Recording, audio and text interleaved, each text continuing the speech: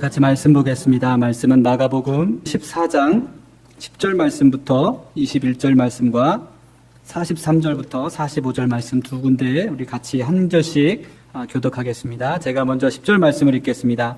12 중에 하나인 가룟 유다가 예수를 넘겨주려고 대제사장들에게 가매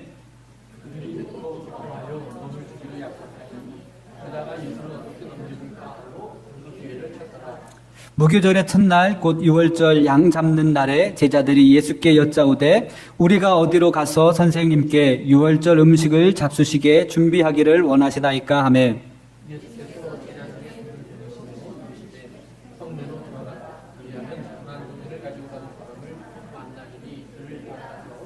어디든지 그가 들어가는 그 집주인에게 이르되 선생님의 말씀이 내가 내 제자들과 함께 유월절 음식을 먹을 나의 객실이 어디 있느냐 하시더라 하라.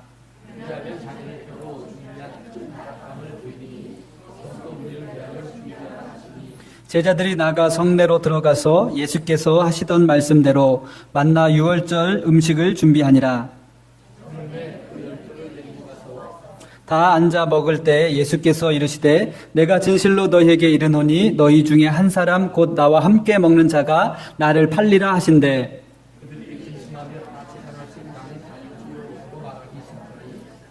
그들에게 이르시되 12 중에 하나 곧 나와 함께 그릇에 손을 넣는 자니라.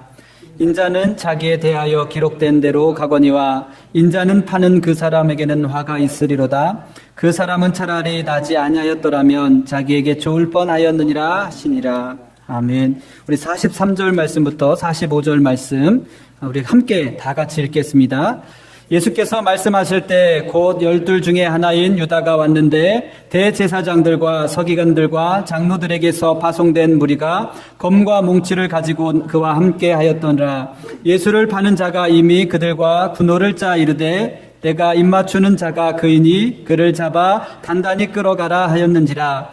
이에 와서 곧 예수께 나와 랍비여 하고 입맞추니. 아멘. 이 시간 창녀의 키스가 된 유다의 마지막 입맞춤이라는 제목으로 전익범 목사님 말씀 전해 주시겠습니다. 네, 우리 한 번 더 기도합시다. 아버지 하나님 감사합니다. 오늘 부족한 종 종의 입술과 언어를 주님이 책임져 주시옵소서. 종의 입술은 너무 부족하고 종의 지혜는 많이 모자르지만 성령님 오셔서 역사해 주시고 감동해 주시고 종의 입술은 주의 말씀을 채워 진리만 전하게 하옵소서. 예수님의 이름으로 기도합니다. 오늘은 성경에 나오는 가장 어쩌면 비극적인 인물 가룟 유다를 중심으로 이야기를 좀 나누려고 합니다. 그러면서 오늘 우리가 그 가운데에서 가룟 유다가 잃어버렸던 하나님의 사랑을 여러분과 저는 좀 찾기를 원합니다. 그래서 가룟 유다 같이 스스로 자기를 절망 속에 던져놓고 길을 잃어버린 사람이 되지 않을 수 있기를 바랍니다. 요한복음에 보면 요한복음 13장 1절에 이 사건이 일어나기 직전 예수님의 모습을 이렇게 설명합니다. 예수님께서 자신이 이제 곧 이 세상을 떠나셔야 될 것을 아시고 세상에 있는 자기 사람들을 사랑하시되 끝까지 사랑하시더라. 이게 요한복음 13장의 시작입니다. 자기 사람들을 사랑하시되 끝까지 사랑하시더라. 그래서 끝까지라는 말은 할 수 있는 사랑을 다 줬다라는 말입니다. 두 번째는 그 사랑의 목적을 또 다 이룰 만큼 주셨다라는 말입니다. 그러니까 예수님이 이 땅에 오셔서 나는 의인을 부르러 온 것이 아니라 죄인을 부르러 왔다라고 말씀하신 것처럼 죄인을 구원하실 사랑을 다 주셨다라는 말입니다.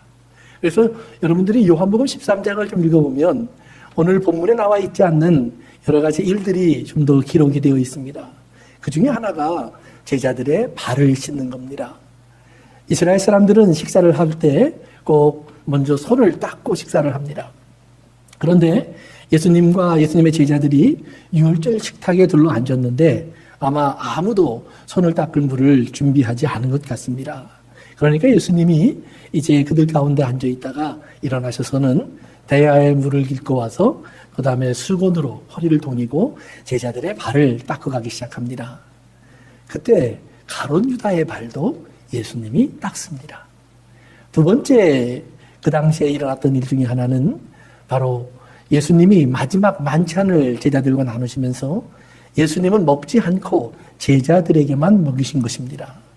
제자들에게 먹을 것을 나누어 주시면서 예수님 말씀하시기를 나는 하나님의 나라에서 너희들과 같이 새 것으로 먹을 때까지 오늘부터 금식이야. 그러면서 빵을 먹지 않고 제자들에게만 주셨고 또 포도주도 마시지 않고 제자들에게만 주십니다. 그리고 그 식사가 마치는 마지막 이제 떡을 나누는 시간이 되었을 때는 떡을 나눠주시면서 이것은 내 몸이다. 너희를 위하여 주는 내 몸이다. 그리고 마지막 잔을 나눠주시면서 이것은 내가 너희를 위하여 흘리는 바 나의 피 곧 언약의 피인데 너희들의 많은 죄를 위해서 내가 이 잔을 너희에게 준다. 이제 누구든지 그 살을 먹고 그 피를 마시는 사람은 그 죄에서 용서받고 하나님의 생명의 은혜에 참여할 수 있다라는 약속을 주시는 겁니다. 그 빵과 그 잔도 가룟 유다에게도 나누어 주십니다. 그러면서 예수님이 그러한 일을 할 때마다 꼭 한마디씩 더 하십니다. 너희 중에 한 사람은 지금 잘못 가고 있다.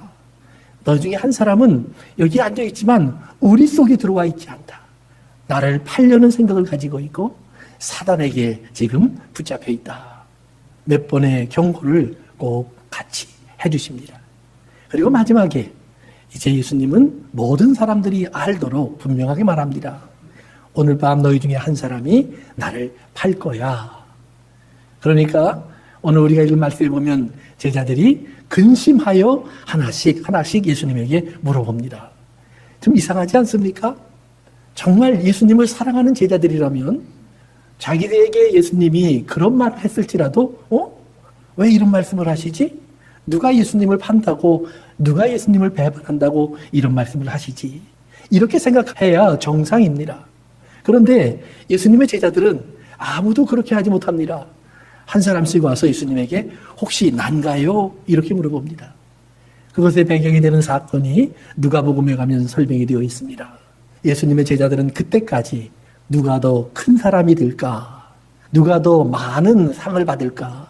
누가 더 높은 자리에 앉을까? 이걸 놓고 여전히 논쟁 중이었습니다. 그러니까 자기들의 마치 검은 마음, 욕심을 갖고 있는 마음이 예수님에게 걸린 것처럼 그들은 뜨끔했던 것입니다. 거기에 한 걸음 더 나가서 그러한 그들의 마음 속에서 결국은 예수님을 팔고 버릴 거라는 말을 듣게 하니까 그들은 자기가 거기까지 갈까봐 걱정하기 시작합니다. 그래서 근심했다. 마음이 쪼개지는 것처럼 아팠다라는 말입니다. 왜 그런 마음을 가졌을까? 후회되는 마음들이 들어왔다는 말입니다. 혹시 예수님, 내가 다른 사람들과 싸우면서 내 주장한 것 때문에 그러십니까? 내가 높은 자리에 앉겠다고 한 것 때문에 그랬습니까? 야고보와 요한의 어머니가 이런 말을 해서 우리가 얼마 전에도 한번 크게 다툰 적이 있는데 예수님 몇 번이고 우리에게 하나님 나라는 작은 자가 높은 자다. 낮아지는 자가 크게 되는 자다. 이렇게 말씀해 주셨는데도 우리가 그 말씀 다 무시하고 여전히 이렇게 싸우니까 걱정돼서 하시는 말씀입니까? 그들은 마음이 아팠다라는 말입니다. 그런 아픔을 가지고 그들이 예수님에게 질문을 했습니다. 예수님, 그게 납니까? 그때 예수님 말씀하십니다. 내가 이제 빵을 한 조각 찍어서 누구에게 줄 텐데 바로 그 사람이 그 사람이야. 그리고 빵을 찍어서 가룟 유다에게 줬습니다. 그러면 예수님의 말씀에 귀를 좀 기울였으면 누군지 당장 알아야 합니다. 그런데도 성경에 보니까 가룟 유다가 나갈 때 사람들은 가룟 유다가 왜 나가지? 아마 가난한 사람들에게 우리가 나누어 줄 물건을 준비 못했는데 이번 명절에 오는 많은 가난한 사람들에게 나누어 줄 것을 좀 구해오라고 예수님이 심부름시키나 보다 이렇게 생각을 합니다. 상식적으로는 다 알아들어야 될 말을 그들은 못 알아듣습니다. 그들이 깨달아야 될 말을 깨닫지 못합니다. 그들의 마음도 다 어둡다라는 말입니다. 성경은 우리에게 경고해 줍니다. 하나님의 말씀은요, 우리가 머리로 알아듣는 것 아니고 우리가 들었다고 들은 것이 아닙니다. 하나님께서 우리에게 들을 수 있는 귀와 깨달을 수 있는 마음과 볼 수 있는 눈을 주셔야 합니다. 예수님께서 이 땅에 오셔서 하나님 말씀을 가르치시고 하나님의 일을 하시면서 제자들에게 그런 말씀을 하셨습니다. 너희들이 얼마나 복된 사람인 줄 아느냐? 너희들이 보는 것으로 너희들이 듣는 것, 이것을 과거에 얼마나 많은 하나님의 사람들이 좀 보고 싶어 했고 듣고 싶어 했고 알고 싶어 했는 줄 아느냐? 너희들이 지금 나를 보고 있는데 하나님을 모르니? 예수님이 답답한 마음을 그들에게 말씀하신 적이 있습니다. 그러면서 과거에는 깨닫지 못했던 사람들에게 이제는 볼 수 있게 하셨고 들을 수 있게 하셨고 깨닫게 하셨으니 너희들은 구하라 라고 말씀하십니다. 사랑하는 성도 여러분, 여러분들의 눈이 좀 활짝 떠지게 기도하십시오. 여러분의 귀가 열려지게 간구하십시오. 하나님 말씀을 들으면 좀 내 마음에 깨달아지게 소원하십시오. 이것이 깨달아졌으면 그 말씀 붙잡고 하나님 내가 이대로 살 수 있는 믿음을 내게 주십시오 하고 사모하는 간구도 좀 드리십시오. 너무나 많이 우리의 기도는 그저 우리의 필요한 것을 달라고 얘기하고 우리가 원하는 것을 얘기하고 끝납니다. 하나님이 정작 주시려고 하는 것, 하나님이 막상 준비해 놓으신 것은 하나도 모르면서 눈앞에 있는데도 갖지 못하면서도 우리가 무엇을 놓치는지 모르고 기도할 줄 모르는 어리석음을 보이기도 합니다. 사랑하는 성도 여러분, 오늘 예수님과 둘러 앉아서 함께 먹고 마시면서 예수님이 발을 씻어주었고 그리고 예수님의 살과 피를 상징하는 것을 나누어 먹여주셨고 그리고 또 특별히 한 조각을 더 찍어서 그 입에 넣어 주었음에도 불구하고 가룟 유다는 회개하지 못했고 예수님의 제자들은 깨닫지 못했습니다. 그 길로 가룟 유다는 길을 나갔고 그리고 제사장들을 찾아갔고 그들에게 돈 30냥을 받고 그리고 군대를 받아서 예수님을 붙잡으러 출발합니다.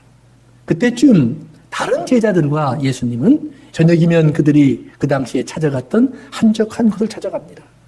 겟세마네 동산이라는 곳입니다.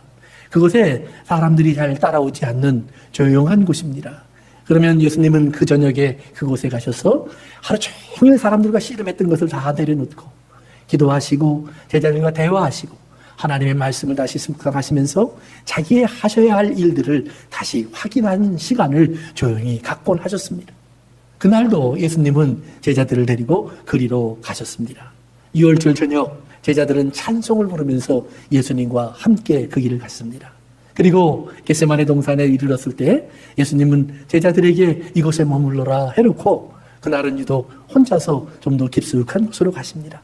그 중에 세 제자 베드로와 야고보와 요한을 데리고 조금 더 안쪽으로 들어가십니다. 그리고는 베드로와 야고보와 요한에게 내가 참 힘이 든다. 너희들이 근심했다고 했지? 나도 지금 굉장히 마음이 아프다. 그러니 너희들이 나를 위해 좀 기도해다오 하면서 예수님은 좀 더 깊숙한 곳으로 들어가셨습니다. 그리고 그곳에서 간구하시면서 하나님께 부르짖습니다. 제자들에게 같이 기도해달라고 부탁을 했는데 돌아와 보니 제자들은 잡니다. 이렇게 한 번, 두 번 제자들을 깨우면서 예수님은 기도하셨습니다. 그리고 마침 세 번째 기도를 마치고 돌아오셔서는 제자들을 깨우십니다. 그리고 이제 때가 되었다라고 하십니다. 죽을 때가 되었다. 얼마나 담담하게 그 죽음을 맞이하시는지 모릅니다. 그리고는 곧이어 가룟 유다가 데리고 온 제사장들의 그리고 공회에 또 로마의 군인들이 등장을 합니다. 칼과 창을 들었습니다. 몽둥이를 들었습니다. 그들이 예수님에게 다가오고 있습니다. 제자들은 아마 긴장했을 겁니다. 예수님이 한 걸음 앞서 그들을 맞이합니다. 그 중에 가룟 유다가 이제 그들 앞서서 오다가 예수님을 보더니요, 예수님에게 달려옵니다. 라비오, 선생님, 아주 반갑게 예수님에게 뛰어옵니다. 그리고는 예수님에게 아주 열정적으로 키스를 합니다. 성경에는 키스라는 말이 일반적으로 필레오, 우리가 보통 친구, 우정 이런 말로 사용하는 필레오라는 단어가 키스로도 사용이 됩니다.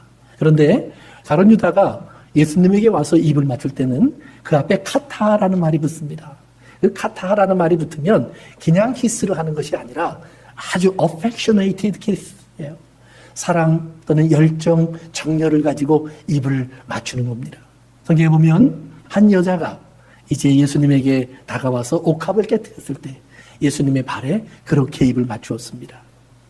가룟 유다가 예수님에게 와서 그렇게 입을 맞추었다는 말입니다. 자기가 정말 사랑하는 분을 만난 것처럼, 너무 사랑하는 것처럼 가룟 유다는 예수님에게 입을 맞춥니다. 그때 예수님이 물어보십니다. 내가 이렇게 나를 팔아야 하느냐? 가룟 유다는 그 키스 값으로 30냥을 받았습니다. 자기의 키스를 가룟 유다는 창녀의 키스로 바꾸었습니다. 예수님에게 그런 키스를 했던 창녀였던 여자가 있었습니다. 예수님 발 뒤로 다가와서 옥합을 깨트리며 향유를 붓고 눈물로 그의 발을 닦고 거기에 입을 맞추던 한 여자가 있었습니다. 사람들이 더럽다고 할 때 예수님은 아니라고 말했습니다. 저가 나를 사랑하는 것이 참 크다. 저가 나를 얼마나 사랑하는 줄 아니? 예수님의 마음이 그에게 전달됐을 겁니다. 그의 마음에 사람들의 소리를 듣고 잠시 불안했던 마음이 다 사라졌을 겁니다. 예수님의 뜨거운 사랑이 그의 가슴을 녹이면서 찾아 들어왔을 것입니다. 그 여인은 그 품 안에 안겨 예수님을 부를 수 있는 거룩한 자가 된 것을 확인하고 나갔을 겁니다. 더 이상 그 사람은 장녀로 살지 않았을 겁니다. 그때부터 주님의 날까지 그 여인은 하루하루를 가장 거룩하고 정결하고 아름다운 사람으로 살았을 것입니다. 입맞춤의 기억을 기억하면서 주님과 맞추었던 그 입맞춤을 기억하면서 그 여인은 누구에게도 다시는 이 입술을 줄 수 없는 가장 거룩한 자가 되었을 겁니다. 그러나 가룟 유다는 조금 전까지 함께 먹고 마셨던 예수님입니다. 자기의 발을 닦아주셨던 예수님입니다. 어쩌면 예수님이 그 발에 입을 맞추셨을지도 모릅니다. 자기와 함께 다니면서 자기에게 하나님의 능력을 부어주셨던 예수님입니다. 자기에게 복음을 전하라고 내어보내면서 너는 가서 귀신을 쫓고 병든 자를 고치고 죽은 자를 살리라라고 명령하셨던 주님입니다. 다른 제자들과 함께 나가서 가룟 유다는 복음을 전했었고 죽은 자를 살렸었고 귀신을 내어 쫓았던 경험을 하고 돌아왔었습니다. 예수님과 함께 따라다니면서 예수님의 말씀을 수없이 들었습니다. 기사와 이적과 표적을 보았습니다. 나사로를 살리는 예수님도 보았습니다. 그런데 그 얼마 전 한 여인이 옥합을 깨트리면서 예수님에게 부을 때 가룟 유다의 마음을 스쳐 지나간 것이 있었습니다. 저 비싼 것을, 저 300냥, 저것을 팔아서 가난한 사람들에게 나누어 주지. 이미 설교한 것처럼 가룟 유다는 실제로 가난한 자를 위한 생각을 한 것은 아닙니다. 그는 돈을 몰래 가져가던 버릇이 있었습니다. 언제부턴가 가룟 유다는 예수님과 제자들이 맡겨놓은 돈을 자기의 개인 돈처럼 쓰기 시작했다라는 말입니다. 그렇기 때문에 그 300데나리온이라는 큰 돈이 들어오면 또 그는 자기가 하고 싶은 일, 쓰고 싶은 곳에 쓸 수 있다는 생각을 했다고 성경은 기록합니다. 그렇기 때문에 그런 아쉬운 마음을 가졌고, 그런데 그 여인을 보호하는 예수님의 말씀을 들으면서 가룟 유다의 마음에는 사단이 들어갑니다. 예수님을 원망하기 시작합니다. 예수님의 방법이 틀린 것처럼 보이기 시작합니다. 그리고 예수님께서 그에게 발을 닦아주었고 마지막 또 한 조각을 나누어 주었음에도 불구하고 그는 사단에게 온전히 사로잡혀서 예수님을 버리고 자기 길로 나가버립니다. 성경은 말합니다. 저가 나갔는데 그때가 밤이더라. 꼭 밤이라는 말을 거기에 더 붙여 놓았습니다. 밤도 캄캄한 밤이라는 말입니다. 저가 뛰쳐나갔고 그가 제사장들을 만났고 돈 30냥을 받았습니다. 그의 마음에 예수님을 이제는 팔기로 결심이 다 완성되었습니다. 예수님을 찾아왔고 그는 아무에게도 드러나지 않을 사랑의 모습을 가지고 예수님을 그렇게 팔아버렸습니다. 저가 판 예수님은 시간이 지나면서 그날 밤 아침이 되기 전에 죄인이 되어버립니다. 아무 죄도 없던 예수님이 끔찍한 죄를 뒤집었습니다. 하나님을 모독한 자라는 죄를 뒤집어 쓰고 죽음으로 던져지게 됩니다. 밤사이에 재판은 진행됐고 그리고 아침에 예수님은 빌라도의 법정에 서서 마지막 판결을 받습니다. 가룟 유다는 비록 돈 30냥은 받았지만 예수님의 운명을 세심히 살펴보고 있었습니다. 그리고 예수님이 그런 끔찍한 죄의 누명을 쓰고 십자가에 죽게 되자 가룟 유다의 마음에 불안함이 생겼습니다. 율법은 분명히 기록해놓고 있습니다. 무죄한 자의 피를 흘린 자는 반드시 자기의 피로 갚을 것이요. 어쩌면 이 성경 구절이 가룟 유다를 사로잡았을지도 모릅니다. 가룟 유다는 자기가 받은 돈 30냥이 부담스러워집니다. 그리고 가룟 유다는 제사장들을 찾아갑니다. 얼마 전 그들을 찾아갔을 때 그들은 반갑게 가룟 유다를 맞았고 가룟 유다가 마음을 모아서 돈을 주면서 군대를 주면서 예수를 잡아오라고 했습니다. 가룟 유다는 그렇게 했고 그들과 한편인 줄 알았습니다. 이제 가룟 유다는 그들에게 다시 찾아갔습니다. 그리고 돈을 돌려주면서 말합니다. 예수님은 죄가 없는데 왜 그런 죄를 뒤집어 씌우십니까?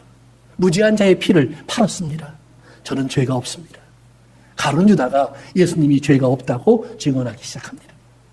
그런데 제사장들이 그리고 예수님을 파는데 동의했던 이스라엘의 공회의 지도자들이 가룟 유다를 차갑게 대합니다. 저들은 마치 가룟 유다와 자신들이 상관이 없었던 것처럼 가룟 유다를 바라봅니다. 가룟 유다와 저들이 공모하지 않은 것처럼 가룟 유다에게 대답합니다. 그것이 우리와 무슨 상관인데? 그것이 우리와 무슨 상관인데? 그러면서 가룟 유다에게 한마디를 더 합니다. 네가 잘못한 것이니까 앞으로 어떤 일이 일어날지 네 눈으로 봐라. 네가 그것을 보게 될 거야. 죄가 어떤 결과를 가져오는지 내 눈이 그것을 보게 될 거야 라는 말입니다. 내 삶에서 그것을 겪게 될 거야 라고 경고해 주는 겁니다. 자신들은 아무 죄가 없는 것처럼 뒤로 빠져나가고 가룟 유다에게 모든 책임을 넘겨줍니다. 돌려주는 돈도 받지 않습니다. 그러니까 가룟 유다가 성경에 보면 그 돈을 들고 성전으로 갑니다. 어디서 나오는 성전이라는 말은 이런 성전의 뜰을 말하는 것이 아닙니다. 헌금함이 있는 성전에 여인들이 들어오는 그것도 아닙니다. 성소, 지성소, 제사장들만 들어가서 하나님께 불을 밝히고 떡을 바치고 향을 피우고 그리고 어디 1년에 한 번 대제사장만 거룩한 곳에 들어가서 하나님 앞에 이스라엘의 죄를 다 구하고 용서받고 나오는 것, 그 성소, 지성소 안으로 들어갔다는 말입니다. 그리고 거기에다가 돈을 던져버렸습니다. 그 돈은 누구도 집어갈 수 없습니다. 오직 대제사장과 제사장들만이 들어와서 그 돈을 다 집어내야 합니다. 결국 가룟 유다는 그런 사고를 쳤고 제사장들과 대제사장들은 할 수 없이 성전에 들어와서 그 동전을 다 모아서 자기들의 손으로 가룟 유다가 준 그 돈을 갖고 나그네 무덤을 만들 수 있는 땅을 그 돈으로 사게 됩니다.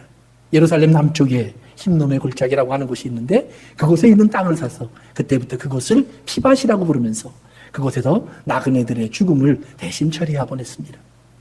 가룟 유다는 그렇게 돈을 던져놓고 성경에 보면 물러나왔다라고 말을 합니다. 그 물러나왔다라는 말은 두 개의 단어가 붙어있는 말인데 하나는 left, 떠났다라는 말이고 하나는 went out, 바깥으로 나갔다라는 말입니다. 이 둘을 뭉텅그려서 한국 성경은 물러갔다라고 썼습니다. 그런데 그 left, 떠났다라는 말이 뭐냐면 머무를 수 있는 방이 없어서 할 수 없이 나왔다라는 말입니다. 머무를 수 있는 방이 없어서. 가룟 유다가 자기의 죄를 깨닫고 자기의 허물과 잘못을 본 다음에 어찌하면 좋을까? 자기의 죄를 이제는 다 취소시키고 회복하고 싶어서 제사장들을 찾아갑니다. 그들에게 찾아가서 내가 잘못했습니다. 내가 잘못된 일을 했습니다. 돈도 돌려주겠고 내가 잘못한 것을 고백했습니다. 그런데 그들이 가룟 유다의 죄를 받아주지 않습니다. 그들이 마땅히 죄인이 돌아와서 자기의 죄를 고백하면 죄인의 제사를 드려줘야 합니다. 번제물을 받아서 제사를 드려주고 그 죄가 용서받을 수 있도록 하나님께 그들이 나아가 고백해 주어야 합니다. 그러나 어떤 제사장도 가룟 유다의 죄를 받아주려고 하지 않습니다. 왜냐하면 그가 예수의 피를 바른 것은 고의적인 죄이기 때문입니다. 그 죄는 용서받지 못합니다. 아무도 용서하려고 하지 않습니다. 가룟 유다는 그들에게서 위로를 받고 싶지만 위로받을 수 없습니다. 그들에게서 괜찮다는 말을 듣고 싶지만 괜찮다는 말도 없습니다. 용서라는 말도 거기에는 없습니다. 제가 돈을 들고 찾아간 그 성전에도 저는 들어갈 수 없는 곳입니다. 지성소에 들어가서 한번 하나님을 붙잡고 씨름해보고 싶었을지도 모릅니다. 그러나 그는 거기에 머물러 있을 수도 없습니다. 그가 있을 수 있는 공간이 하나도 남아있지 않습니다. 성전에서 제사장들의 무리 속에서 그는 나와야만 했습니다. 거기에 있을 곳이 없었다라는 말입니다. 그 울타리 바깥으로 나올 수밖에 없었습니다. 그런데 울타리 바깥으로 나온 그에게 기다리는 것은 밤입니다. 아무것도 없습니다. 성경에 보면 가룟 유다와 같이 가장 사랑했던 한 사람을 배반하고 사람을 죽였던 한 사람의 이야기가 구약 성경에 나와 있습니다. 바로 다윗이라는 사람입니다. 다윗은 저가 왕이 될 때까지 거저 왕이 된 것이 아닙니다. 그의 주변에는 참 충성된 신하들이 있었습니다. 다윗의 이야기라면 목숨을 내놓을 사람들이 있었습니다. 어떤 사람들은 다윗이 목마르다고 하니까 그러면서 목이 마르면 아무 물이나 마시면 되는데 자기 고향에 있었던 샘물 맛을 그리워하니까 그 소리를 듣고 전쟁터에서 적군을 뚫고 나가서 그 물을 길어왔던 사람들도 있습니다. 이런 충성된 사람들의 이름이 다윗의 삶에 보면 여러 명의 이름이 기록되어 있습니다. 그 중에 한 사람이 우리야입니다. 우리야. 그는 이방인이었지만 다윗의 하나님을 찾아 돌아온 사람입니다. 벳세바라는 아내를 얻어서 하나님의 언약속으로 들어온 사람입니다. 그는 믿음을 고백했고 이스라엘의 사람이 되어서 다윗에게 충성된 사람이 됩니다. 얼마나 충성되냐 하면 다윗이 자기의 죄를 숨기기 위해서 자기가 범한 벳세바의 죄를 감추려고 우리아를 억지로 전쟁에서 데려와서 특별 휴가를 주어도 저는 집으로 가지 않는 사람입니다. 왜 안 가냐고 물어보면 다른 사람들은 다 전쟁터에서 어렵게 있는데 어떻게 나만 집에 가서 편안히 잠을 잡니까? 이런 아름다운 사람입니다. 이렇게 해도 안 되고 저렇게 해도 안 되니까 다윗이 택한 방법이 무엇이냐 하면 사령관에게 편지를 써서 전쟁터에 나간 다음엔 우리아만 남겨놓고 다 철수를 해라. 그래서 우리아가 반드시 죽게 해라. 자기의 가장 충성스러운 신하를 살인한 사람입니다. 그의 신뢰를 배반한 사람입니다. 그게 다윗입니다. 가룟 유다가 예수님을 배반하고 가룟 유다가 예수님을 파는 것보다 다윗의 죄가 더 크면 크지 작지는 않을 것입니다. 이 죄가 숨겨질 줄 알았는데 어느 날 그 죄가 드러납니다. 그 죄가 드러나고 나니까 다윗이 하나님 앞에 나가서 기도하면서 두 개의 시편을 씁니다. 시편 32편과 31편입니다. 그 시편 32편은 이렇게 시작이 됩니다. 하나님, 죄의 사함을 받고 허물이 가리움을 받는 사람은 참 복된 사람입니다. 이렇게 고백을 하며 시작을 합니다. 그리고는 그 밑으로 내려오면 그는 그런 고백을 합니다. 하나님, 내가 입을 열지 아니할 때에 종일 신음하며 내 뼈가 말라갔습니다. 내가 입을 열지 않을 때 그 말은 뭐냐면 내가 내 이 악한 계획을 가지고 있었던 것을 내 마음속에 담고 아무도 모르게 비밀로 지키고 있을 때 그런 말입니다. 처음 죄를 질 때는 아무 죄의식도 없이 행동을 했지만 하나님의 눈앞에 자기의 죄가 드러난 것을 깨닫고 나서 다윗은 점점 그의 마음이 불안해지기 시작했다는 말입니다. 그럼에도 불구하고 저는 쉽게 자기의 죄를 고백해내지 못했습니다. 왠지 아십니까? 저는 왕입니다. 가장 자기를 신뢰하던 신하, 자기를 사랑해서 목숨까지 내놓은 신하를 이렇게 헌식자처럼 버린 왕이라면 누가 그의 주변에 있겠습니까? 그런데 그 다윗, 하나님 앞에 이렇게 죄를 숨기려고 꽁꽁 싸매고 있었습니다. 그러나 성경은 이렇게 말을 합니다. 주의 손이 주야로 나를 누르시오니 내가 온몸에 진액이 빠지고 여름에 메마른 땅처럼 내가 말라갑니다. 너무 힘이 들고 무겁습니다. 주의 손이 나를 짓눌러서 마치 내 목이 조여지는 것 같습니다. 5절에 가서 다윗은 이렇게 고백합니다. 내가 이르기를 내 허물을 여호와께 자백하리라. 여기서 내가 이르기를 그 말이 뭐냐면 알았어요 하나님, 내가 고백할게요. 알았어요 하나님, 더 이상 죄를 숨기지 못하고 내가 다 이야기할게요. 나를 자백하게 하시는 하나님, 자백할 수밖에 없도록 나를 몰아가시는 하나님, 내 고백하겠습니다. 사람들이 나를 어떻게 말해도, 손가락질해도, 나를 나쁜 왕, 신하를 돌보지 않는 사람, 배신자, 이런 손가락질을 받아도, 살인자가 되어도 내가 고백하겠습니다. 그 말입니다. 하나님 앞에 그는 죄를 고백하기 시작합니다. 하나님, 내가 죄인입니다. 내가 내 죄를 하나도 숨기지 않겠습니다. 다 펼쳐놓았습니다. 나는 신하의 아내를 훔쳤습니다. 간음을 했습니다. 죄를 숨기고 싶었습니다. 죄가 숨겨지지 않자 그 사람을 죽였습니다. 이 모든 것을 자기 입으로 다 고백했다라는 말입니다. 여호와 앞에 이것을 다 고백하는 순간 그가 느낀 것은 저는 홍수에 쓸려 내려가는 자기의 모습입니다. 주를 만날 기회를 찾아서 주께 기도할지라 진실로 홍수가 범람할지라도 그에게 미치지 못하리로다. 이렇게 홍수처럼 자기를 침노해오던 이런 죄악과 허물 속에서 그가 이 죄를 고백하고 나서 그러나 발견한 것은 다른 것이었다라는 말입니다. 하나님이 그에게 보여준 것은 자기가 이걸 고백하고 나니까 죄에 휩쓸려가서 사람들에게 버림받고 손가락질 받고 외면받는 자기의 모습이 아니라 오히려 그 안에서 자기를 붙잡아 주시고 지켜주시면서 자기의 허물을 씻어내 가시는 하나님을 발견했다라는 말입니다. 그리고 그는 고백합니다. 주는 나의 은신처가 되어 주셨고 나를 환난에서 구원해 주셨습니다. 옴짝달싹할 수 없었던 내 운명, 그것을 환난이라고 말을 합니다. 아무것도 할 수 없는 내 모습, 그것을 환난이라고 말합니다. 이 부끄러움과 잘못과 수치를 받기 위해서 그는 왕으로서 할 수 있는 것이 아무것도 없었습니다. 그 개인 다윗이 할 수 있는 일도 아무것도 남아있지 않았습니다. 그런데 하나님이 죄를 다 고백할 수밖에 없게 하셨습니다. 그가 그 죄를 만인 앞에 다 고백했을 때 성경은 그가 홍수에 휩쓸려간 것이 아니라 홍수 가운데 자정하신 하나님이 그를 붙잡아 안으셨다라고 말을 합니다. 그리고 그를 붙잡아 안으셨을 뿐만 아니라 그를 깨끗게 하시고 거룩하게 하시고 아름답게 하셔서 그의 삶을 주의 인자로 둘로 덮으셨다라고 말을 합니다. 인자로 덮으셨다. 하나님과 다윗의 입맞춤이 일어납니다. 시편 65편에서 말을 하는 것처럼 주의 의와 화평이 입을 맞추고 자기의 인생을 찾아와 하나님께서 깊숙한 입맞춤을 해주셨단 말입니다. 더럽고 추악한 자기의 인생을 하나님이 입을 맞추어 주시면서 아니야 다윗아 내가 너를 씻었노라. 아니야 다윗아 내가 너를 깨끗게 하노라. 다윗아 기억하라. 내가 너를 위하여 내 아들을 십자가에 못 박고 내가 너를 오히려 건져낼 것이야. 다윗에게 약속의 말을 들려주셨다라는 말입니다. 사랑하는 성도 여러분, 가룟 유다는 자기의 죄를 발견합니다. 자기의 허물을 깨닫습니다. 성경은 가룟 유다가 회개했다라고도 표현을 합니다. 그런데 그 회개한 가룟 유다의 모습이 성경에 보니까 있을 곳이 없었습니다. 떠나가야 했습니다. 성전이 그를 기다리지 않습니다. 제사장들이 그를 품어주지 않습니다. 그들의 마음에 자기 한 사람 들어갈 여유가 없습니다. 예수님만이 그 마음을 갖고 계셨고 예수님만이 그 장소를 갖고 계십니다. 그런데 예루살렘을 여러분들이 한번 그려보면 재미있는 사실이 있습니다. 그날 밤 예수님도 죽고 가룟 유다도 죽을 수밖에 없는 사건이 벌어졌습니다. 그리고 가룟 유다도 죄를 깨달았고 가룟 유다는 살고 싶어 성전을 찾아갔습니다. 성전에서 거절되자 가룟 유다는 남쪽으로 나옵니다. 그날 밤 죄인이 된 예수님은 그 다음날 아침 북쪽으로 올라갑니다. 십자가를 지고.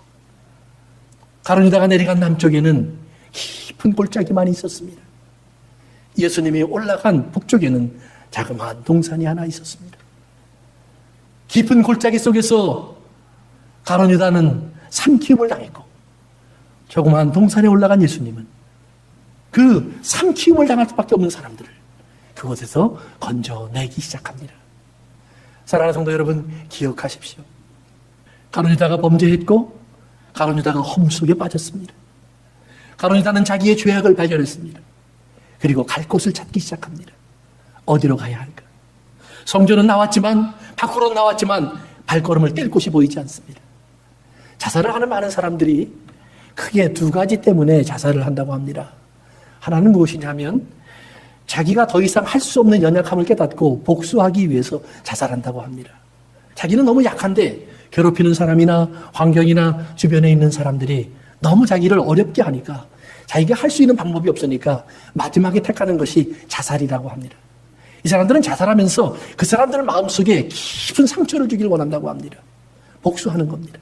특별히 어린아이들이나 청소년들이 그런 이유로 많이 자살을 한다고 합니다. 두 번째로 하는 자살이 있습니다. 그 큰 이유 중에 하나가 자기에게 벌을 주는 것이라고 합니다. 어떤 이유에서인지 모르지만 남이 만들어준 것이든 자기 스스로 갖게 된 것이든 죄책감이 자기의 마음에 쌓이기 시작하면 사람들은 처음에는 이 죄책감에서 벗어나기 위해서 살 길을 찾아본다고 합니다. 그러나 아무리 찾아보아도 보이지 않으면, 더 이상 희망이 보이지 않으면, 더 이상 자기가 찾아갈 사람이 보이지 않으면 그는 고립되기 시작하고 고립되면 그는 마지막으로 생각하는 것이 자살입니다. 그리고 그렇게 자기에게 벌을 주고 자기의 인생을 마친다고 합니다.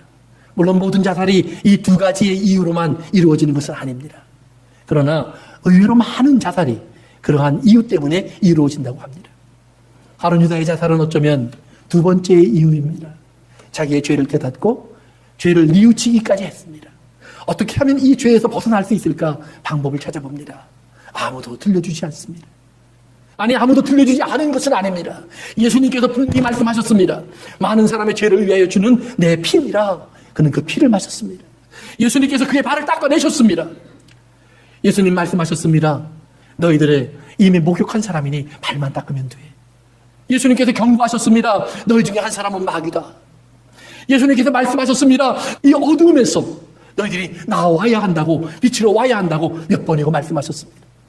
나사로를 살리시면서 예수님은 분명히 보여주셨습니다. 살아서 믿는 자에게 하나님의 영광이 어떤 것인지를 알려주셨습니다. 예수님은 가룟 유다를 데리고 지난 며칠간 예루살렘에서 제사장들과 바리새인들과 사두개인들과 율법사들과 씨름하시면서 하나님의 나라가 무엇인 줄을 분명히 보여주셨습니다. 성전을 청소하시면서 그 성전이 참된 성전이 아니라 당신이 죽고 부활하실 하나님의 성전이 따로 있음을 알려주셨습니다.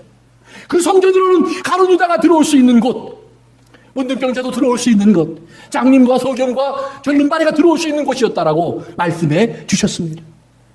가룟 유다는 분명히 예수님의 나라를 듣고 알게 되었던 사람입니다. 그런데 재미있는 것은 그 말씀 한 절도 가룟 유다의 마음에 기억되지 않습니다. 다윗이 범죄했을 때 하나님의 음성이 들렸고, 하나님의 음성이 들려왔을 때 다윗의 마음속에는 더 이상 견딜 수 없음이 생겼습니다. 자기가 자기 목을 조여 주화살로 돌아갔던 가룟 유다가 아니라 다윗의 인생은 하나님에게 눌려지는 그런 절박함을 느꼈습니다. 내가 나를 누르는 것이 아니라 하나님이 나를 누르고 있구나. 하나님의 무거운 짐이 나를 누르고 있구나. 하나님 이 집에서 나를 건너줄 수 있는 사람은 하나님밖에 없습니다. 내가 어떻게 여기를 빠져나옵니까? 내가 여기를 어떻게 벗어납니까? 다윗은 하나님께 기도하기 시작합니다. 간구하기 시작합니다. 내가 내 죄를 압니다. 내가 하나님 앞에 죄가 있습니다. 내 죄를 숨길 수가 없습니다. 내 죄를 낱낱이 드러냅니다. 나는 살인자입니다. 저가 죄를 고백했을 때 성경은 말을 합니다. 저가 죄를 고백하니 자백하니 하나님이 용서하셨다고요. 사랑하는 성도 여러분, 어떤 죄인이라도 하나님 앞에 고백할 수 있는 죄인은 용서받습니다. 어떤 죄인이라도. 문제는 너무나 많은 죄인들이 그 하나님을 믿지 않는다는 말입니다.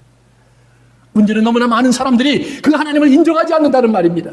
하나님의 용서가 과연 나의 이런 죄도 용서할 수 있다는 사실을 기억하지 못한다는 사실입니다. 기억하십시오. 예수님의 보혈이 그 죄의 값으로 치루어졌습니다. 가룟 유다에게 주님이 말씀하셨습니다. 가룟 유다야, 네가 그곳으로 나오라는 것입니다. 예, 베드로도 범죄했고 베드로도 예수님을 배반했고 베드로도 바깥으로 뛰어나갔습니다. 그 밤에 재미있는 사실은 베드로가 나간 것으로 예수님이 찾아오셨습니다. 성도 여러분, 기억하십시오. 하나님의 말씀이 있는 곳에 머물러 계셔야 합니다. 하나님의 음성이 있는 곳에 머물러 있어야 합니다. 가룟 유다처럼 예수님을 따라다니면서 여러분들이 교회를 10년, 20년, 30년을 다녔을지라도, 어떤 말씀을 들었고 하나님 말씀을 얼마나 많이 외우고 있다고 할지라도 아무 소용이 없을 수 있습니다. 오늘 내가 하나님의 음성을 들으면서, 그래, 하나님이 나의 이 더러운 모습, 장녀가 된 모습, 장녀가 되어서 하나님께 나와 키스하고 싶은 나의 모습을 받아줄까? 예, 예수님은 그 장녀가 그의 입술에, 그의 발에 키스하는 것을 허락하십니다. 허락하실 뿐만 아니라 그에게 예수님의 사랑을 부어넣어 주십니다. 장녀가 보여주는 사랑보다 하나님의 사랑이 더 큰 사랑이 되어서 그의 가슴을 적셔 온다라는 말입니다.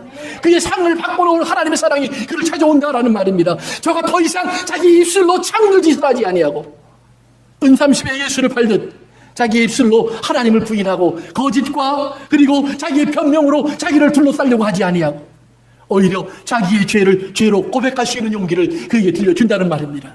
왜냐하면 나의 죄의 고백을 들을 수 있는 이는 하나님이십니다. 사람들이 듣고 나에게 뭐라 하는 것, 예, 괜찮습니다. 사람들이 나에게 손가락질하게 하십시오. 왜요? 나는 그만한 죄인입니다. 사람에게 나의 허물을 듣게 하십시오. 나는 그만한 허물이 있는 사람입니다. 그러나 중요한 것은 그것이 부끄러워 하나님 앞에 내 죄를 숨긴다면 하나님은 여러분을 위하여 아무것도 할 수 없습니다. 십자가로 올라가신 예수님, 성전에서 저도 나와서 성전에 있을 곳이 없어서 제사장들이 예수님을 받아주지 않아서 저도 바깥으로 나왔는데, 그리고 그 바깥에 나와 그 바깥에 있는 자들을 만나 그의 복음을 나누어 주려고 하시는데 그곳에 내가 없을 수 있다라는 말입니다. 사랑하는 성도 여러분, 그곳으로 나아가십시오. 예수님이 계신 그 밖으로 나아가십시오. 예수님이 기다리고 계시는 그 음성이 있는 곳으로 찾아가실 수 있기를 바랍니다. 그것은 다른 곳이 아닙니다. 바로 지금 여기입니다. 때를 따라 나에게 주시는 하나님의 은혜가 있는 곳입니다. 그 때를 따라 나에게 주시는 하나님의 은혜가 있는 곳, 지금 내가 하나님을 부를 수 있고 하나님을 찾을 수 있도록 그 이름을 내게 들려주신 하나님이 계신 곳. 사랑하는 성도 여러분, 지금 하나님의 이름을 부르십시오. 주의 이름을 부르는 자에게 주님이 찾아오실 것입니다. 주의 이름을 찾는 자에게 주님께서 다가오실 것입니다. 그리고 아버지가 탕자를 발견하고 그에게 쫓아나가 입을 맞추며 뒹굴듯이 하나님의 키스가 오늘 여러분의 운명을 바꾸어 놓으실 것입니다. 기도합니다. 오늘 성경에는 가장 거룩할 줄 알았던 한 사람의 키스가 장녀의 키스가 된 이야기가 실려 있습니다.